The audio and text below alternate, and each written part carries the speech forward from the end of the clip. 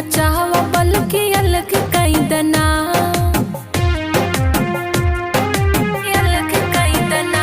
सासु झगड़ा जिन मचावा बल्कि अलग कई दना।